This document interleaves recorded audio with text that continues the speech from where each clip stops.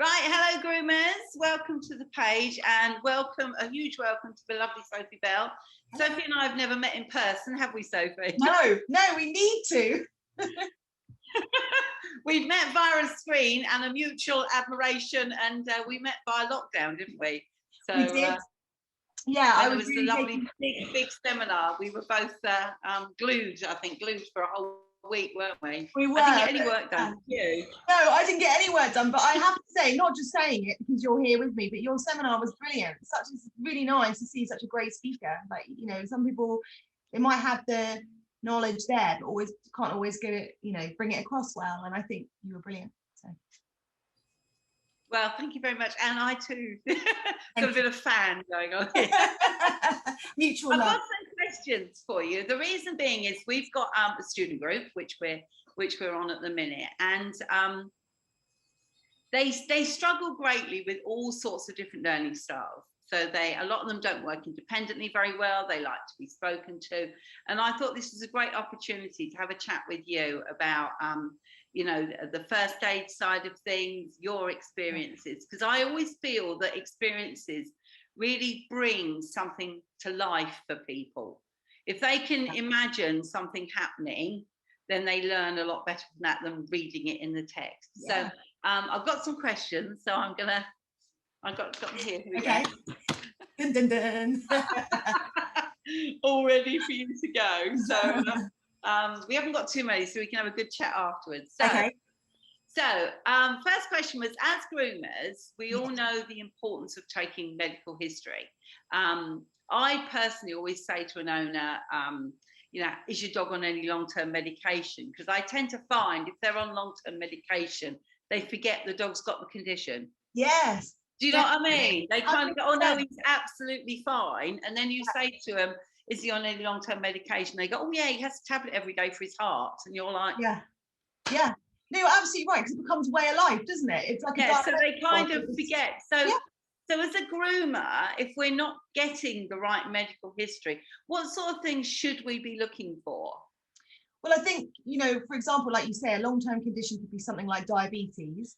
And those dogs, pretty much 90% of them will have very obvious cataracts and probably be blind. So I think definitely if a dog had poor eyesight or was blind, I would push that medical history question more so. And just, because that would be a telltale sign. And I think that's one condition that some owners will forget about.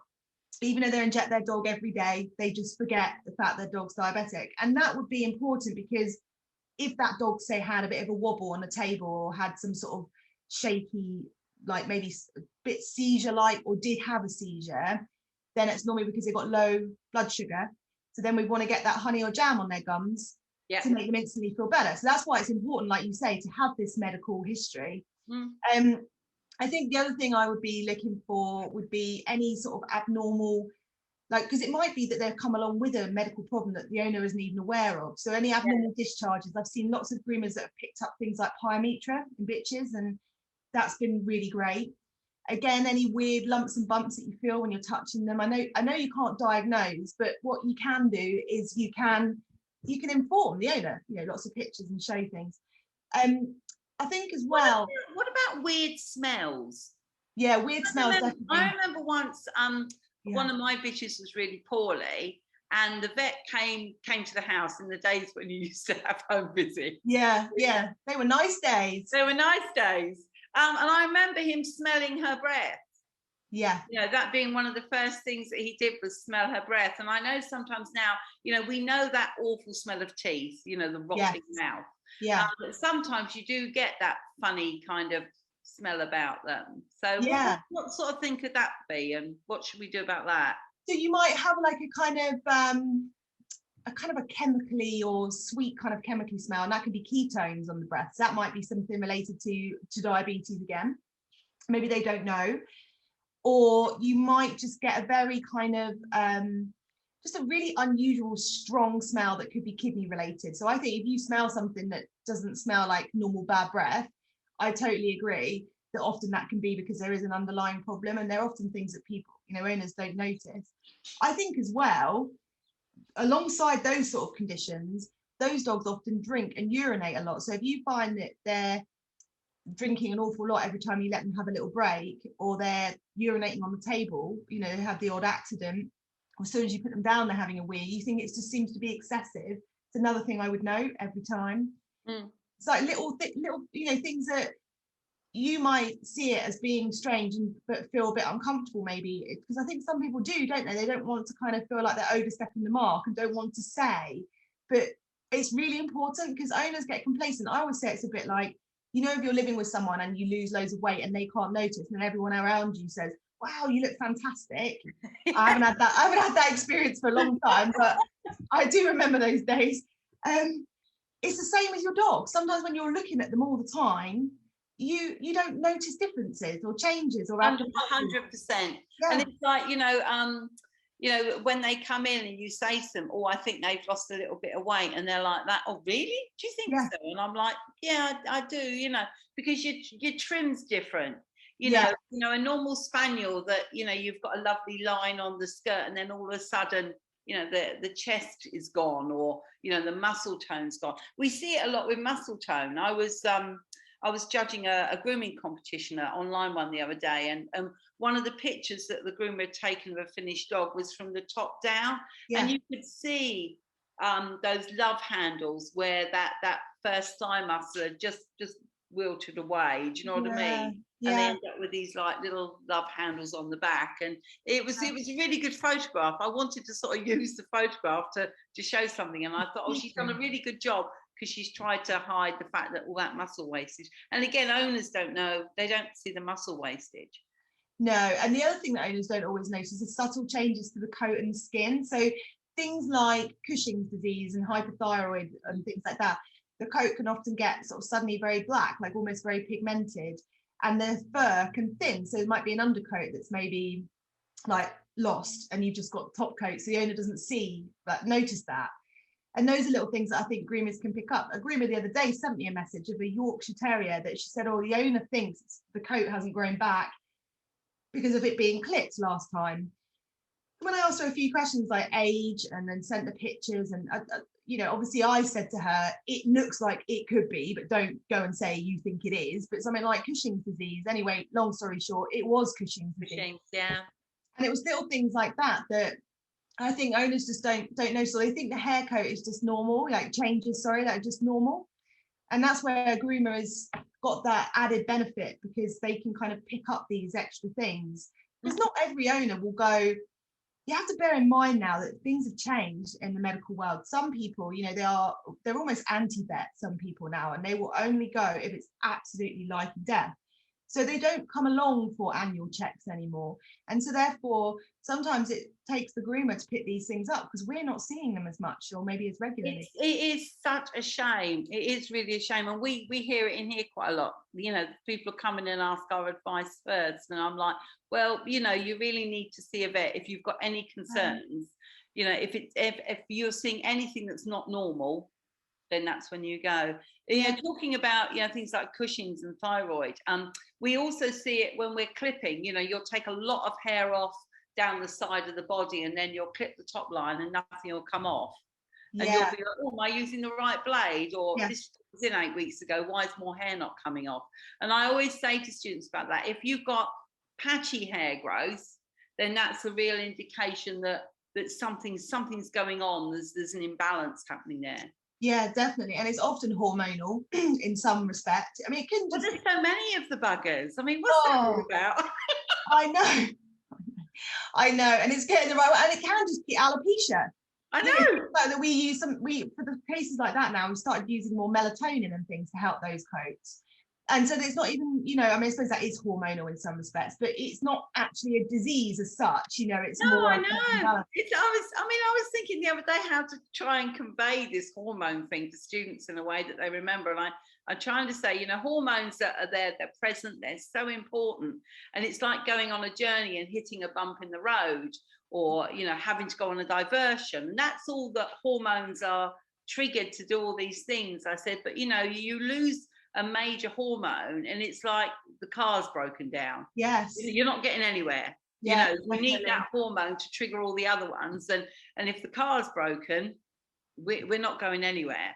So, you know, it's really, you know, I was like, bejesus, I didn't know there was this many flipping hormones.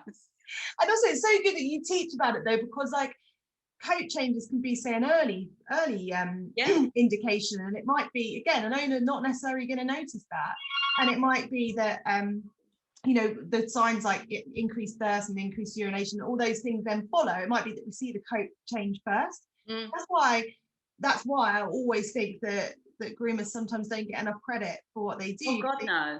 Pick up these things, you know, the owners don't see, so because they're seeing the dog every day. And sometimes, you know, as a vet, we might not always notice it, because if they're just coming in for a check, it's not like we're going to go through the whole coat like really rigorously and look for every single little change. Whereas you're dealing with the entire. What I would say is we cover every inch of that dog. I don't know of a single owner that checks their dog's willy and their bum and their, you know, every single forefoot, you know, so we literally are right on it. So I'm glad that you call it willy, because I do too. Wow, I mean, it's so much nicer. It just sounds nicer. I called a girly bit the other day. We had a client in, and I called it a strawberry, and all the girls were like, strawberry. Oh. You know, who I work with kind of went, I'm just never going to eat strawberries again. Have that image in their head. So I was like, okay, it's a fanny. Fine. I always just call it girly bit. A bit fly, and I said, "Oh, look, her strawberries a little bit. You know, has she been in season?" And she was like, "Oh," and all the others were going, "What?" I think that's a really nice. Oh, that's a nice term. I always just say girly bits. I never really use like. It's terrible. Even to like other fellow vets, I always say I always use those terms. Yeah, that's what it is. Right. So what have we got? So next question is, with all the hundreds of possible skin conditions a dog can have, what is your go-to shampoo, especially for as a groomer, so a vet giving us real good advice on what to use? Because obviously we can't just take prescription shampoos off the shelf, but it would be great to have something that we know has been solidly recommended by a vet. What do you recommend? I do like the colloidal silver base shampoo by Chris Christian. I always say that. Sometimes I say that wrong. Yeah, Chris Christensen. Yeah, it's quite a mouthful. Just because it's got the colloidal silver in there, and I quite like as well any shampoos that have got some aloe vera in. Anything that's going to kind of add, or oatmeal, anything that's going to add hydration to the coat. Like you say, some skin conditions you can get seborrheic dermatitis, which is very oily coat, and sometimes you want something that's almost going to be a bit more drying. So believe it or not, some people will probably frown upon this and think it was, you know, an awful thing to do, but actually really worked for one client that I had. She had this border terrier that was literally like touching olive oil. The coat was horrendous. I could put chips on it, you know, it was really greasy. We used to wash that in washing up liquid, and it used to be the best thing for that dog's coat. I mean, she insisted. She was like, please, honestly, and actually it amazingly worked beautifully for that dog. I'm not saying go around washing lots of dogs and washing up liquid, because it is drying. So this is the hard thing. Sometimes you don't know, do you want to add moisture, which is most of the time you do, or do you want to dry out? So that's why I'd always go with something like colloidal silver or oatmeal, maybe some aloe vera. All of those three things are nice. Another thing I really like as well, you might not say you really want to do it in a grooming salon, although I don't see why you couldn't, but it might be something you want to tell owners at home, is nettle tea. Really good for itchy dogs. Oh, really? What you give it to them to drink, or do you pour it on them? Bathe them with it. Bathe them with it? Yeah, it's really, I work with a veterinary herbalist, and she's absolutely I'm going to make a note of that. Yeah, it's good. It's really good for itchy dogs. So when you make the tea, you do have to let it brew with a saucer on top. So you have to really make sure all the goodness gets in within that water. I saw that on your Facebook page. Yeah, I've got a bit about that. Yeah, those of you not on Sophie's Facebook page need to. So it's Animal Love, isn't it? Yeah, Animal Love Pet First Aid. I always try and put a few little tips, because I really love the use of herbal teas. I think they've got lots of use, but nettle tea, very good for your itchy dogs, and actually can be quite good at soothing if you've got a dog with itchy feet after walking through stinging nettles. So would you leave that on, or do you rinse that off? I do rinse it off, but I'd say maybe use it like you would use a medicated bath, and leave it on in contact with the skin for say like 10 minutes or something, and then just wash off with some plain water. Just wash off. Yeah, But You it's can really even nice. spot with that. You haven't got to bath the whole dog. No, you don't. So if you just had a really itchy, dry patch of skin that was, you know, really irritant, and you could just use nettle tea for that. But it's nice, and what I like about that is from a groomer's perspective as well, is you can't do any harm. It's nice to give people things that they can talk to owners about without it being, you know, you overstepping the mark, so to speak, and recommending something that's maybe a little bit stronger and a bit more risky. And that's a really good pointer, because I'm just doing I've got a webinar coming up on skin and coat, and you know that's almost in the first line of it. You know, the most we must do is do no harm. Do you know what I mean? There's literally, you know, but silly things like, you know, nettle tea. You know, if you're going to recommend it for your owners, make sure they don't put it scaldingly hot on. Absolutely. Because I recommend quite a few different teas, like things like for bathing eyes and things, and I always say exactly that. Make sure it's completely cooled down before you use it. We'll try and put the link for the colloidal silver in the thread for this, because you know, I think it's a really good shampoo as well. It really is a nice shampoo, and I think it's just one that, again, you can't do any harm, but you'll likely do some good, and I think that's very important. Well, that's us. We're there. We're here to nourish, aren't we? Not to remove. Yeah, absolutely. So another question: do you think, touchy subject, that groomers should point out to their owners that their dogs are overweight? I do, but I also know it's very hard. Even in a veterinary capacity. Do you know what when I find it hardest? I know this might sound absolutely ridiculous, but if the owner is very overweight, like if they're really big themselves, it feels I don't know why, but it sort of makes the situation feel more uncomfortable, because you just feel like, you know, you're talking about weight, and that might be a touchy subject for them anyway, and now you're sort of touching on it and saying, well, your dog's over. You know, it feels like for some people it will feel like an attack, but I guess for many people it wouldn't. I mean, I have, you know, had situations where I have had that conversation, and people have gone, oh, well, now I come to think of it, yeah, I suppose he really is.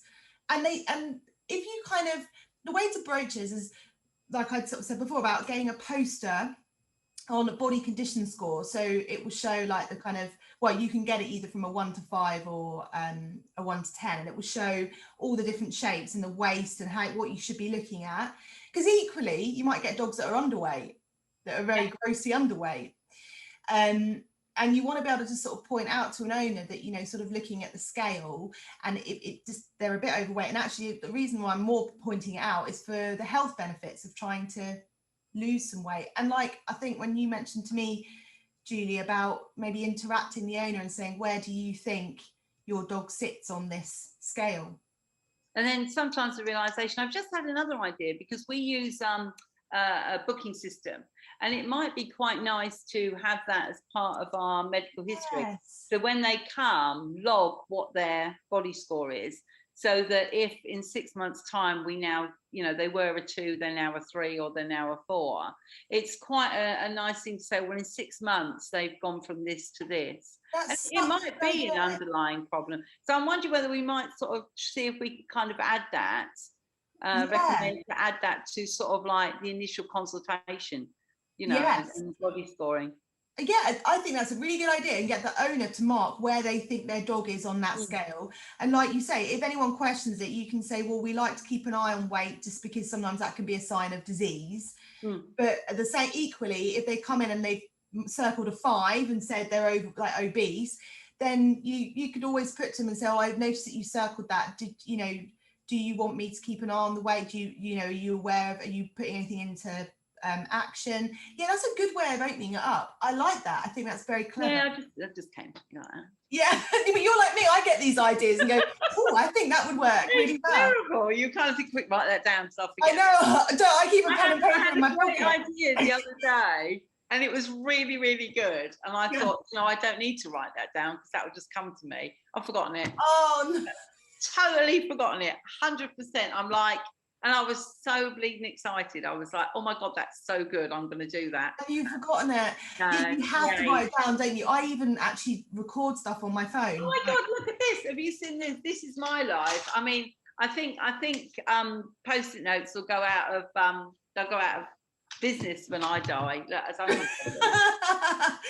Your like me, but I learned that actually because weirdly enough, before I was a vet or a groomer or anything like that, I was a singer-songwriter, and so if I had an idea for a song, I'd carry a dictaphone with me all the time, and I'd have to say the lyrics or sing the melody or something like that, and that was my way of just keeping it with me. That's really good. So now I do similar with my work. I'm like, oh, I've got this idea, right? This would look really good, or I want to teach this, or and yeah. Talking about teaching, body scoring is part of the level 3 syllabus as well, which is good. It needs. So they've added body scoring in. So identification of body scoring, know what it is, know what's healthy, know what's not. So that's quite nice now that the term body scoring is not something that people are going, what the hell does that mean? What does that mean? Yeah. So, I've actually put that in, on my feline first aid course. I've got a bit on body scoring as well, and how you can tell and look at, be able to do that. And also as groomers, I mean, dealing with an overweight dog is hard. Yeah, it is. Because bless them, they don't want to stand. No. Their joints are aching, and then they get put a belly strap on, which is understandable because the groomer needs to do the work. Yeah. But then that's, if that's misplaced, that's really uncomfortable. Yeah. And it doesn't bode for a nice experience for us or the dog. You know what I mean? It's horrible. No, I agree. I totally agree. It's like putting on a pair of tight jeans, isn't it, when you're overweight? You've then got the belly strap around. Oh my God, I don't do that anymore. Oh my God. I can remember the days of lying on the bed with 3 friends getting the zip up and then not being able to bend in the middle. Yeah. So, I mean, that was it. You went out walking like you'd had some sort of disability happen overnight. I know, God, don't. I say I just wear leggings now. Baggy clothes. Especially since lockdown. I'm literally like, I'm past leggings. I'm just pajamas. Yeah. What, even grooming in them? That would be quite hairy. Yeah. It's like on the walk home, I'm like, I just want my pajamas. Oh, me too. It's getting earlier and earlier, I get into mine. That's terrible. I went round and saw a friend the other day and said, "Is that okay if I pop in?" She said, "Fine." She said, "But I'm in my pajamas." And it was only about 3:30, and I was like, "What?" Oh, well, I don't know. That could be me. I don't know if I was jealous or surprised. I think I was jealous personally. Right, so another little question about the Veterinary Surgeons Act and groomers, whether we should be ear plucking and doing anal glands, because historically it's always something that groomers have done. So you've kind of got an area of your client base that are kind of like over 50 pet owners that have had dogs since they were kids that just expect it. Yeah. And then we also get the bit where they come in and they say, "Oh, I've got a new puppy," and the vet says you should be plucking the ears. Yeah. So where do you sit on that? Where do we take advice from? Well, ears, I think, ends up being a general disagreement, like you say, between the veterinary world and the groomer world. Very much, because there's even an argument within the veterinary world about how much hair do we take out. And some vets will say completely strip the whole ear canal and allow the air flow in, and some vets will say leave a little bit of hair because hairs are good because they mop up dirt and debris and things like that. They catch all the rubbish. Yeah, they do, and I think I like that theory best. I think it's very important if the ears are very hairy. I think what you've got to imagine is think of it like a tube that you're looking down into, and if you feel like air couldn't flow easily because there is just so much obstruction and you can't actually sort of pick the ear flap up and look down and see something, there's too much hair. The thing is though, when you first pluck a dog's hair ears, for the first couple of times they will look really inflamed and they can be really itchy and irritating after. I'd always warn the owner of that, and maybe even give them the option and say, in the long run it would be best, but you are going to get some inflammation and irritation initially when I do this. And I wouldn't go deep into the canal. I would just keep it from what you can visually see when you lift the ear flap up. I wouldn't start introducing forceps and pulling out big bits of hair, because you don't know if you're going to damage the ear membrane, tympanic membrane, or anything like that. I would just do with what you can with your fingers on the outside, and give the owners the option.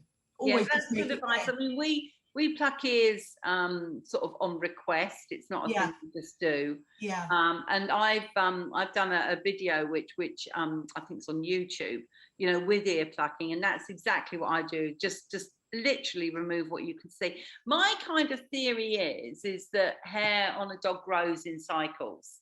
you know, Yes. in a mosaic pattern, and you know, it's all happening at once. So, you know, the hair inside the ear is not all dead. Some of it is still going to be live and growing. So we don't want to be aggravating that membrane by pulling out hair that is live. So, you know, I kind of say, you know, if it doesn't come, you know, don't go potholing for it, is what I say. Yeah. And B, if it doesn't come, then it's still alive. It needs to be there. That's you know, the hair has a function in there. Yeah.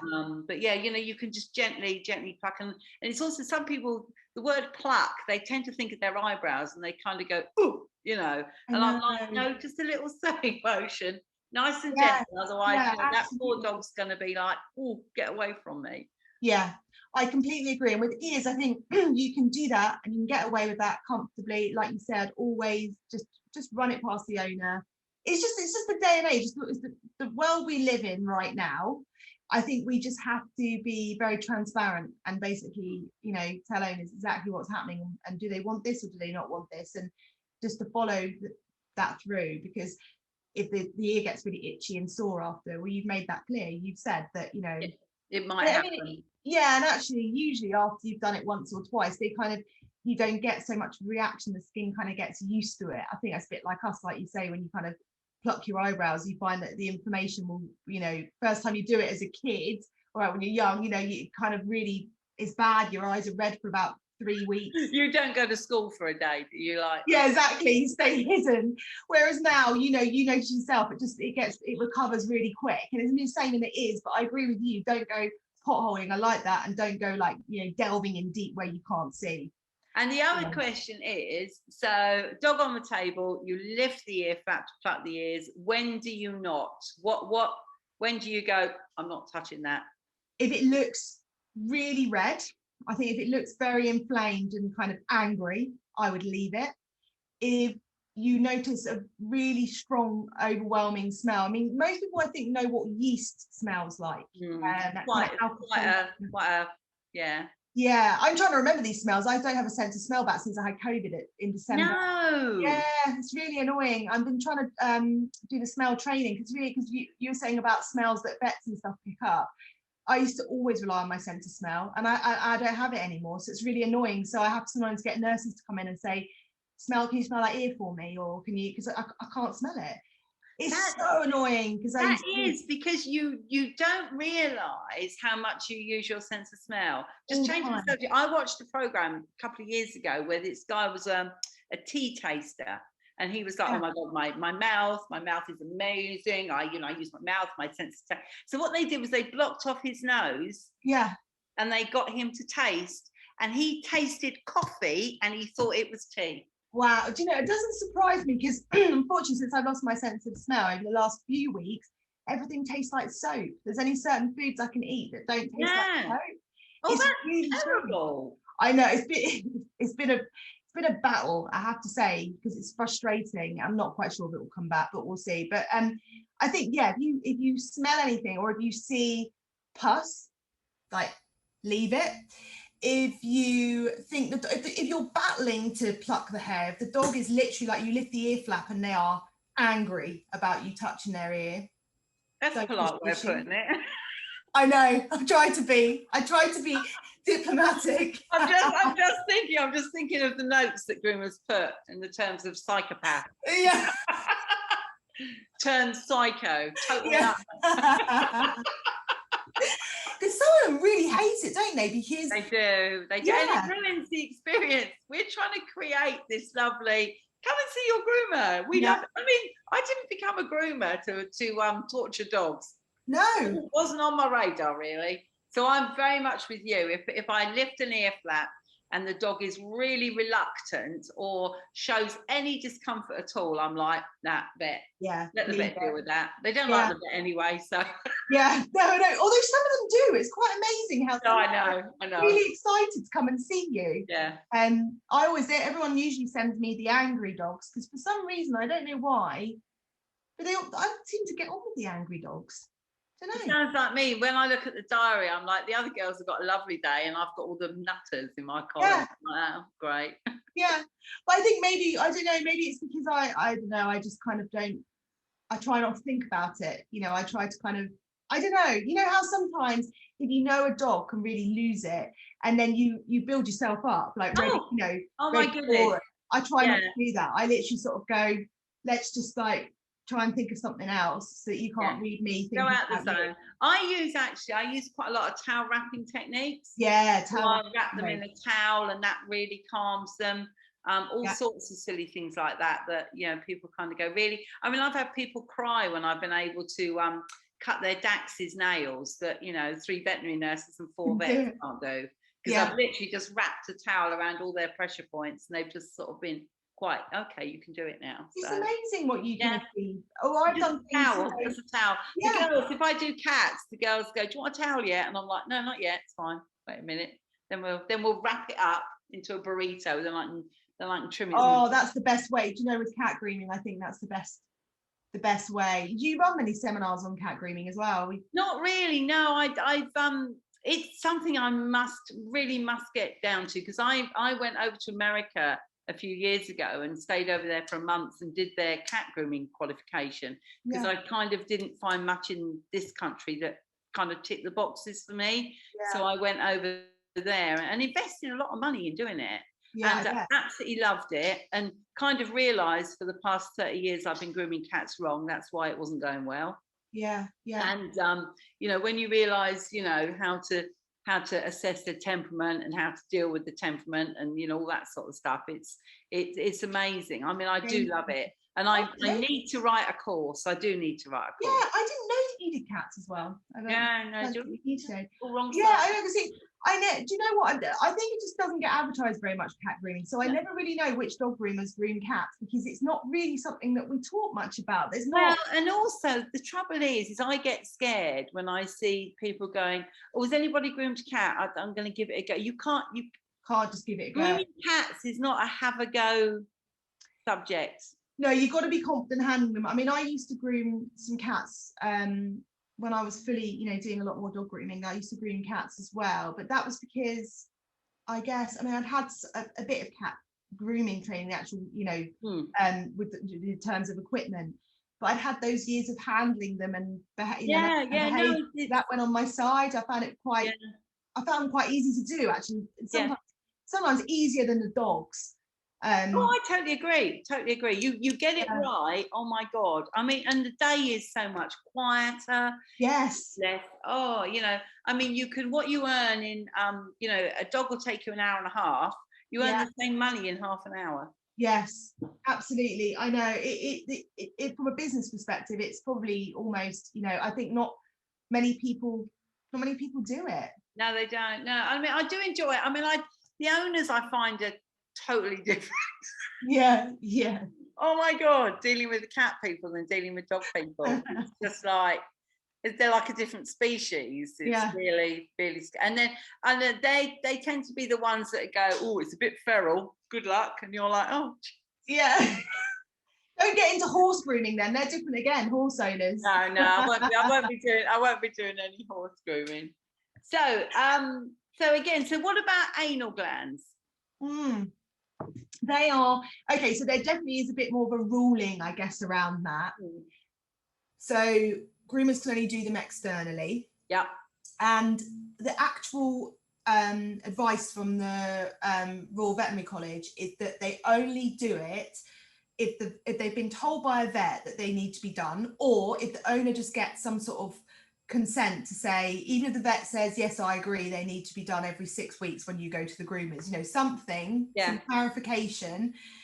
And also technically that vet is supposed to know that you are competent in doing them. So it's this is the thing, because I've read the Veterinary Surgeons Act, and it says about whether you're, you know, properly trained. And I kind of think, you know, in our industry that we're unregulated, what constitutes being properly trained? And I would love the veterinary surgeons to go, if you've got your level 3, that constitutes being properly trained. It would give another tick in the box for getting yourself qualified, because it means that they know, you know, we could show them the syllabus and say, this is what they learn. Is that okay? or do you want them to know more? And you know, in this industry, we can add stuff into a syllabus. If the vet said they need to know this, this, and this, you know, because I try and talk to students and I say, you know, this is a muscle. If we overuse a muscle, it's, you know, you're going to stretch it, you're going to do problems with it. You know, you can't just be poking around in a dog's, you know, anus. You know, it's, you know, we can't overstretch that muscle, because, you know, over time, you know, when a dog gets to be 10 and it's had its anal glands squeezed every 6 weeks of its life, you know, it's going to lose any sort of contraction in its bum at all. Do you know what I mean? Yeah, absolutely. And sometimes you just don't want to get into the habit of ever going down that road. That's it. Yeah. You know, if you know, it's a bit like, you know, there's nothing wrong with it, don't touch it. yeah. But the trouble is, owners then get it into their head that it's just part of the process. No. My dog goes to groomers, they have their nails done, they have their bum squeezed. You know, it's just the kind of, it's just what happens. And unfortunately, that was always what I think was always the perception. You know, what I always used to believe when I used to get my dog groomed before I was a groomer. I used to actually say to groomers, it's fine, just leave his anal glands, they don't need doing. But it was just part of their package. And that was, you know, probably talking. So you're saying, so if we clarify, so you're saying that if the owner requests it via a vet, so if a vet says to the owner, your dog needs his anal glands emptying regularly, then we can do it. We as the groomers don't, an owner could just say that. Let's be fair, owners say what they want, don't they? Yeah. So if an owner gives us authority to do it and we have something signed, is that good enough? Well, I guess you would be going on their word, wouldn't you? And yeah. I think if you had written it as in like stating that, making the owner say in maybe a statement as such as my vet has recommended. Yeah. If they sign that and they're lying, that's kind of their fault. You know, you've asked for the truth and you've asked, you know, for that to be put on the sheet. You know, if it ever came back to you as being a problem, to be fair, they haven't got legs to stand on. Quite a good disclaimer then to have again in the salon if somebody says, you know, can you do the anal glands? I mean, I'll quite often check, you know, when you're shampooing the bottom area and you sort of run your hands down either side, you can quite often, even just the shampooing process on anal glands that are really bad, you know, makes them anyway. Yeah, that's about as invasive as it gets, isn't it? Just shampooing the bottom makes it come out. Yeah, I agree. I remember having one here that was a Springer, and I mean, obviously it's different for me because I can do them. Yeah. I lifted his tail and they looked really full and I expressed them and it was just all blood. So they were just like, see, this is the thing. A groomer doing that, that's the big no-no. I know, and you would be really, if you'd done it externally, you would have had the shock of your life because you would have seen a lot of blood and that would have made you feel really stressed. And to be fair, for them, obviously they were pleased because I just said to him, I've expressed them, but he's got an infection there. Yeah. Because there was blood and then there was a bit of pus. It wasn't very nice. And I was like, so you need to go and now go and get some treatment from the vets. But for a groomer, what does the owner feel at that point? Have you just caused that? Do you know what I mean? This is it. And it becomes this kind of battle then. And the thing is, when a dog goes to the vets, because I think this always gets read wrong on a lot of forums, the opening lines that a vet will do is write down the history. So write down what the owner is telling them what happened. But sometimes the groomer reads this and believes it's the vet saying it. That makes sense. So if an owner came to me and said, you know, I took my dog to the groomers and they've got this wound and I think, you know, that's basically what the vet will write down in the notes. And so if some groomers read that back and think it's the vet saying it about them, that's why I always say you need to follow up with getting notes and, you know, make contact perhaps with that clinic and actually ask, because it's not always what you read is what you think is actually what they're saying, if that makes sense. That's really good advice. That is, yeah. I think people, you know, we tend to think, I've got really good relationships with our vets here. We get huge amount of cat referrals where the cat's 16 years old and they don't want us to date it anymore, and they go, you know, Julie's really good, try and get in at tails. And sometimes, you know, with skin problems, if they've got to be on you know, shampoo, and we all know, you know, with prescription shampoos, they're bloody good, the shampoos. It's the fact they're just not used correctly that they don't, you know, the perception that they don't work. You know, if the owner did bath them, you know, once every 2 days for a week, it would be fine. You know, the follicle would be flushed out and everything would be fine.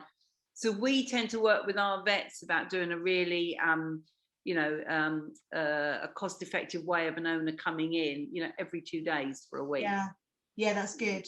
Because it's easy to do. It's great for customer service. It's great for building relationships. And it proves that, you know, working with a vet, it works. Yeah, absolutely. I think there's this fear, isn't there? I think groomers have a fear of the vet. There's like this, there's this weird, I think it goes both ways though. There's this weird kind of relationship barrier sometimes with this crossover in with anything like that, you know, whether you're a dog walker with the vet, groomer with the vet, you know, that kind of thing.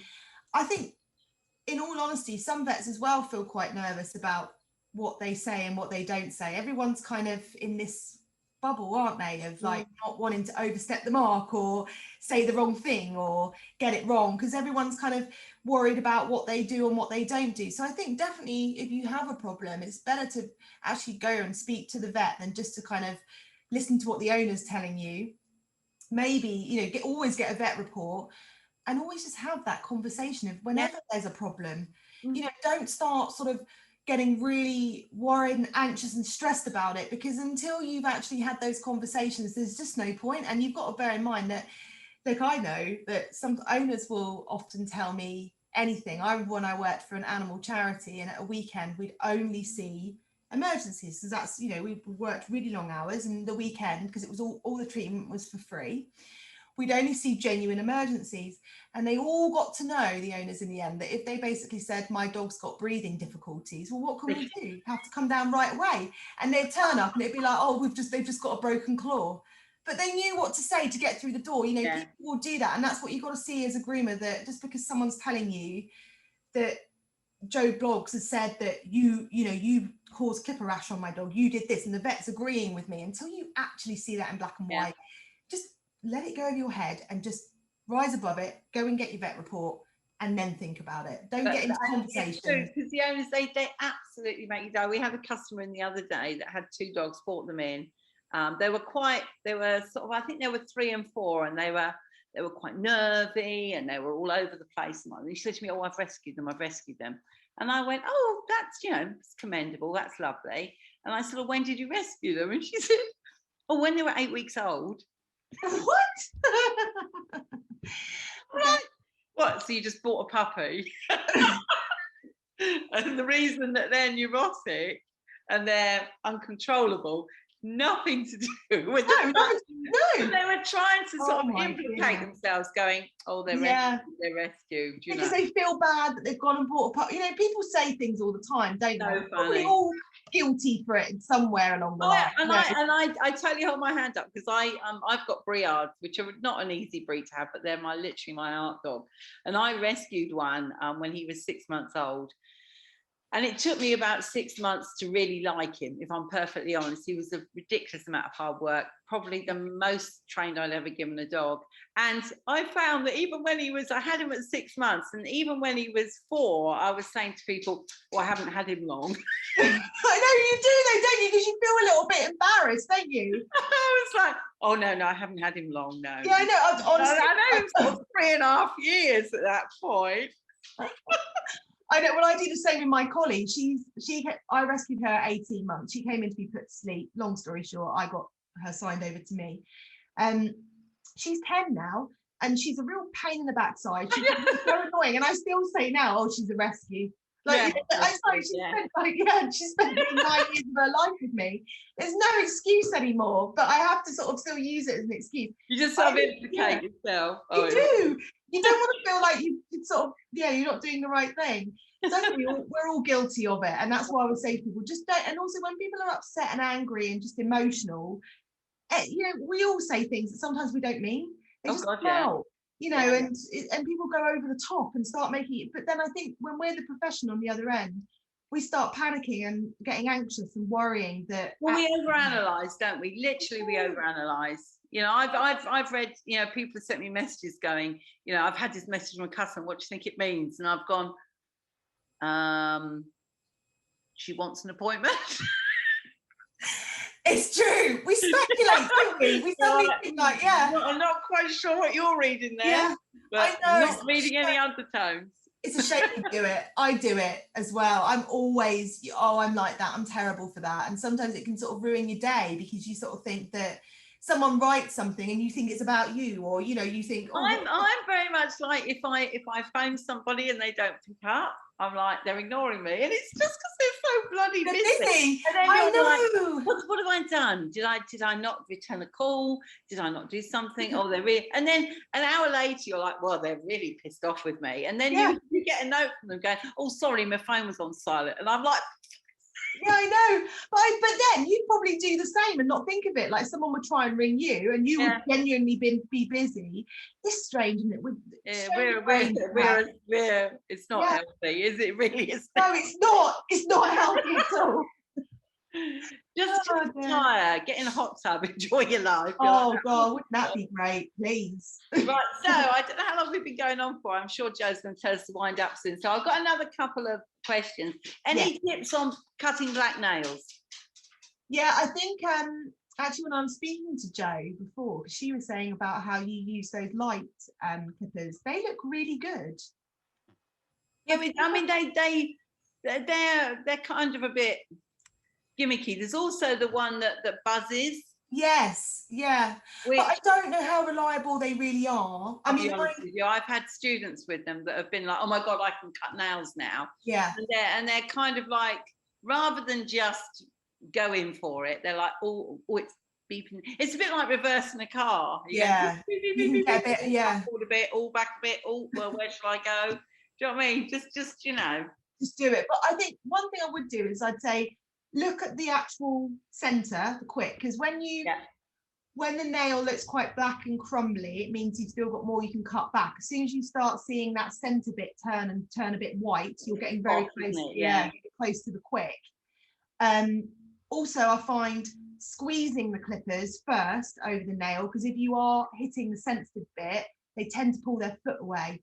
So I do that, and also if you've got a light coloured nail on any of the feet, try and use that as a that's what I say. Yeah, just, and also I do. I always say to my students, what Captain Spock said in one of the films, which I think is a lovely line, where he goes, "It's my best guess." Yeah, well, this is it. You're never going to get it right all the time. Just the best, with take on board all your experience, all the other nails. If you've caught a quick, then obviously you went too far, so don't do it again, Yeah, you can only do your best though. And there's no way best guess. Sometimes the best guess is good enough. Yeah. And also one thing I would take into account with black nails, if it's an old dog, I would definitely very much take off smaller amounts and work back, because their quicks can be longer as they age, and so therefore what you believed was okay in previous times, it might be you have to leave them ever so slightly longer than what you did before. We use a grinder as well. I don't use a Dremel because I find them quite noisy, but we've got the Andis grinder, and I have to say, in all my years of grooming and in all the money I've wasted on grinders, that's the best one I've ever had. Best one you've had. Yeah, I think they are good, and some dogs do take to those better as well. Especially the tiny little dogs that jump up a lot, and the owners are really grateful for the fact that you've kind of really tried to file the ends off a bit. Otherwise they kind of go, oh, they're still sharp, and you're like, yeah, because I've just cut them. Yeah, that's true. And people just need to touch their dog's feet more.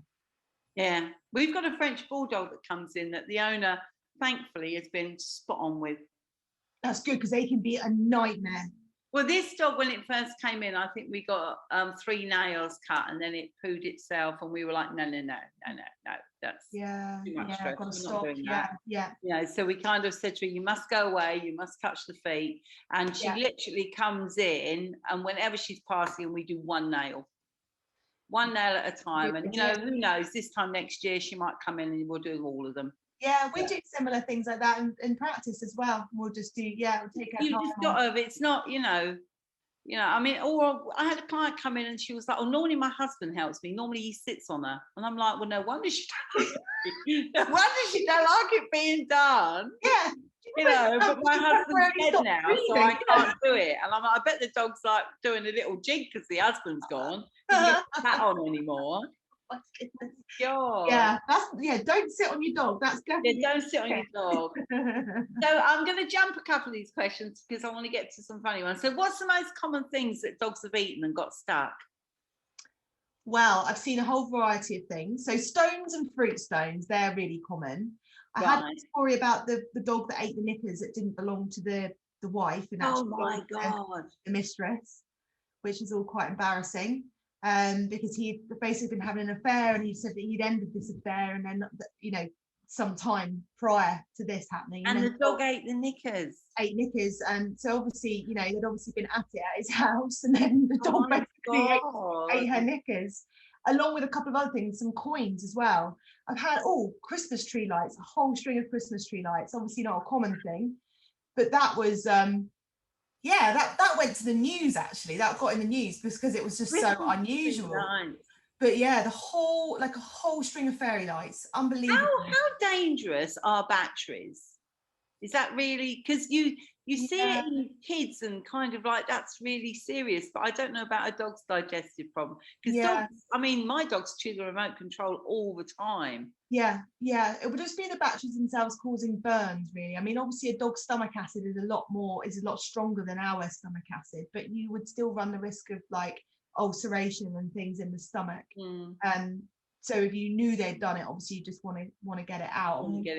We usually remove them by endoscopy, actually, because they don't always like to make them sick, because sometimes then you can get burns on the way up if it's leaking. So yeah, it's not great. If you know they're there, you want to get them out, really. And then my friend's dog ate a whole wooden skewer on Saturday.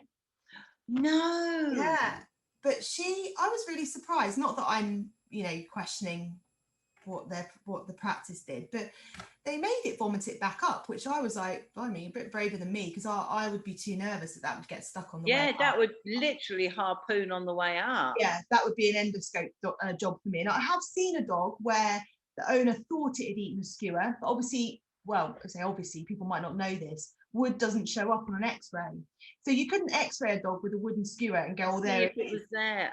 Can't see it. You could only do a CT or an MRI. So this little dog, Frank, he basically ate the skewer.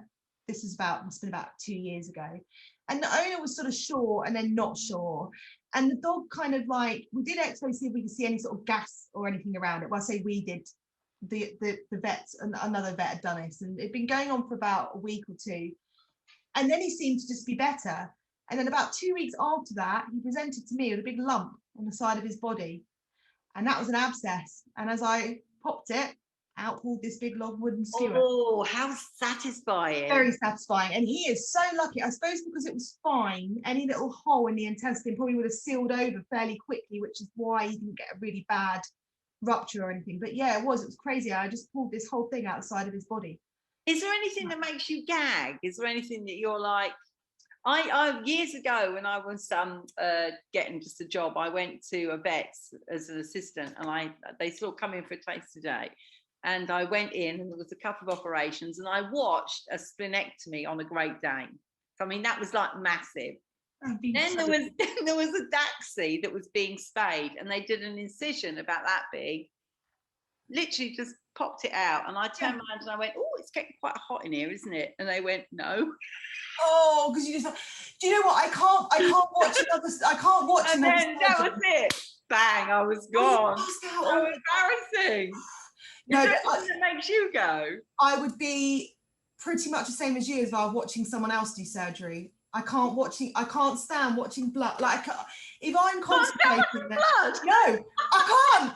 I'm absolutely like, if I'm concentrating on the surgery, I'm concentrating on fixing the dog, I don't think about it. But say you were doing an operation and I was stood there watching you and it was really bloody, I'd start thinking about it too much. If I'm hands-on and getting on with it, my mind is completely in another place. And so I don't even, to me, it's nothing. But if you're the one doing it, like if I have another surgeon that says, Sophie, can you scrub in and help me? Can you just hold this out the way or something? I find I can get quite hot and think too much about that and sort of look at it too much and think. How funny. Yeah. But I am a funny vet. I'm still allergic to cats and rabbits. I mean, it's ridiculous. I can literally see, I have to take antihistamines, or I'll just be like, you know, even with my own cats, he came to sit on my lap the other day, and then my eyes are like massively swollen, and I've been allergic to animals since I was a kid, and I'm still allergic to them. It's pathetic. Like, I mean, horses, I used to do lots of riding. I got used to those. Now when I go near a horse, I can't breathe. I'm literally like, oh, that's a shame, because horse riding is such a release. I will get back to it. I you can't get yourself on a horse and you can't think of anything else, can you? So nice. So Joe's looking at her watch. Okay. So what I wanted to do was to just quickly ask you about your lovely first aid courses, because obviously we've got the level 3 guys, and first aid's a big part of their qualification. Yeah. So tell us a bit about your first aid courses. So I started teaching first aid back in 2014. Actually, it was when I was doing my City and Guilds level 3 dog grooming training. Ah, cool. And the place where I was at did the first aid side, and at that point I thought, I want there to be more. I wish there was a bit more, you know, like it didn't feel enough to me. So it got me thinking at that point, that was like 7 years ago now, of I need to design something, I need to work on something that I feel would be better and that people would feel was more practical, and not just all CPR, which, let's face it, touch wood, how many times do we get a dog that we have to resuscitate? You know, what you need to know is how to do a basic clinical exam. So if you've got a dog on the table and their heart rate's through the roof, you get them off the table, you know, because you know they're either really stressed or they're in pain or something along those lines. You know, if the gum colour doesn't look right to you, you stop. You know, those are the things you want to prevent, and you want to be able to pick up stuff. And CPR, I just found it was all about that, and it was just making me so bored. I was like, oh, you know, this is crazy. So I designed a course back in 2014, which I'm always kind of working on and changing around. And then I decided to put it online, but video teaching. So not notes. Notes are boring. You know, even if you've got notes and pictures, as in, you know, for some things, you've got to read notes. But for a whole first aid course, I think if someone just presented you with, here's some pictures and some reading. It's like the human first aid course, isn't it? It's like, if anybody says they're a first aider, I'm like, but I would just switch off. I can't learn like that. So I made a course that was very visual, and it is broken up into small sections so that then you can take a bit at a time, because it is packed full of a lot of stuff, and not just first aid. Like I said to you about using nettle tea, you know, it's things like how to bathe an eye, and things that you wouldn't always necessarily be first aid, but lots of other little health tips. How can you spot this? How can you spot that? And I got an advanced version of it coming out actually later this year, and a senior dog one actually, which I'm really excited to release in a couple of weeks, which is very much about dealing with old dogs, which I felt was really needed, and how you can kind of spot things. But this particular course covers everything they need in the level 3, and comes with a nice CPD accredited certificate as well. Right, that's great. Which is great. For students, I offer it half price as well, so it only works out £17.50. That's amazing. And how long does it last for? Is it a 3-year one? 3 year. 3 years. They get access to the course for 6 months, the materials, but I've had people that have said to me, listen, I'm not going to be able to like do it all in that time, or I've got stuff going on. Can I have access for sort of 2 years? They can have access for as long as they like. The reason I make it short is because I think sometimes people need those reminders to say, come on. Oh, yeah, you need to kick up the bum. 100%. Absolutely. Yeah. You need markers, you know, and otherwise it never gets done, does it? No, it doesn't. And I mean, with that course, it will go one stage further, probably in the next few weeks, where it could be used for an off-call regulated qualification as well, that actual course. But obviously, some students don't want that. Some people don't want that additional off-qual regulation alongside. Why? Why wouldn't they want that? Well, I suppose it depends on how you feel. Like some students might. I suppose it would depend on people. Like maybe you're talking about pet owners, that sort of thing. Maybe, yeah. I think everyone would be different, because when you start to get into realms of that, there is a bit more work to do. But obviously, you're looking at a lot more money. I think this works out about £145. So it's more to do than. So I think if you're just doing it because you want to make sure you are first aid trained, you have a certificate to go up on your wall, you have the knowledge there. You can just do it as a CPD accredited course, and most people will say, right now that's enough for me. I've just spent out on my grooming course, I've just done this, I've still got the knowledge there. Other people want to take it that one step further and say, no, I'll go ahead and I'll do the off-qual section as well, which just takes a few more essays and questions. Sounds really good. I think I'm in the middle of doing a course at the minute, and which I'm saying about everybody needs markers. I'm literally 8 assignments behind. How dreadful is that? Dreadful. It's hard though sometimes. But it's got this annoying little clock that says you're 23% completed. I'm like that. Oh, is that it? I know it's hard. I've been doing some stuff on raw feeding. Actually, I've been doing a veterinary CPD thing all on raw feeding. So I'm quite into nutrition. And... Oh yes, I feed all mine on raw. I totally agree with you. Yeah, it just links to everything, doesn't it? Food links to everything. Yeah, it really does. Like what you put in is what you get out. 100%. I mean, either way, with my courses, it will be either way. As I say, at the moment, I'm not at that level that I could offer that off-qual. But even if people took the course now and wanted to upgrade to off-qual later down the line, they can. Well, there's this record of prior learning that you can tag onto it now. You can kind of say, if you've done these 2 bits, then you've only got to do that little bit of music. Absolutely, yeah. So you can, long as they're current, long as it's up to date and it's current, and they pass those bits, then record of prior learning is a wonderful thing, and it encourages people to keep up with education. Otherwise, totally agree with you. They kind of go, I haven't got the time to devote to it, and I haven't got the inclination at the moment. But if people do aspire to to update, and you can just look at that. Yeah, absolutely. And that's what I've said to people. So even if they took a course now, like they wouldn't have to worry, because what I also do is then say, right, you paid £17.50 for your course, I'll just take that off your overall cost for your off-qual. So then you don't miss out. And I give people an option then, say, yeah, I'll learn now, and then maybe next year when I'm in the right frame of mind, I'll push it that one step further, rather than people feeling like they have to do all of these things at once, especially when you're doing a dog grooming qualification. I know it's quite intense. There's a lot of things to, like, assignments, and it's all about layering your knowledge, isn't it? Yeah. And that's the hard thing, because when you want to become a dog groomer, and I've learned over the years, what happens is they arrive on day one and they're like, give me the scissors. You're like, whoa. Back away from the scissors. Yeah, back away from. Quite a lot you've got to learn before we pick up a pair of scissors. Yes, yeah. And then they're there and they're like, oh, I just want to cut hair. Like, whoa. So there's so much. There is huge amounts to learn before even you're competent to even pick up a pair of scissors. Which there's such a romantic view of dog grooming, as I'm sure there is the veterinary world. Oh yes, yeah. But the reality is, it's not always like that, and it's hard. With dog grooming, I found it sometimes physically exhausting as well. Like just, you've got to, be quite, get yourself quite fit, I guess. And I don't know that people really appreciate that, apart from a groomer. No, I don't think they do. Even my husband's like, oh, you're off to work. Oh, lucky you, cuddling dogs all day. Oh, it's so annoying.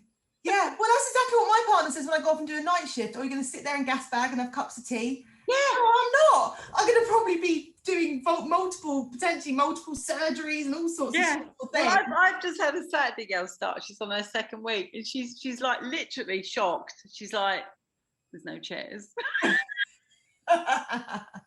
I'm like, "Yeah, sit down." It's just, people just don't get it, do they? They just, it's a shame. But I suppose we don't get each other's professions sometimes. You just 100% we don't. No, and I don't. Sophie, it's been lovely talking to you. Yeah, it's so nice talking to you. I could talk to you all day. I've got loads more questions that we haven't even touched on. So, but maybe we can do another session. Lovely. So yeah, we must catch up, do another session. So we'll put a link in this about your first aid courses, and I'll send you a code. I'm definitely interested in doing your updated one when you launch. That would be really fun. Okay. Any knowledge is good knowledge. So. Absolutely, that sounds good. So smashing, lovely to talk to you. And you, thank you for having me on. Take care. Take care. Bye.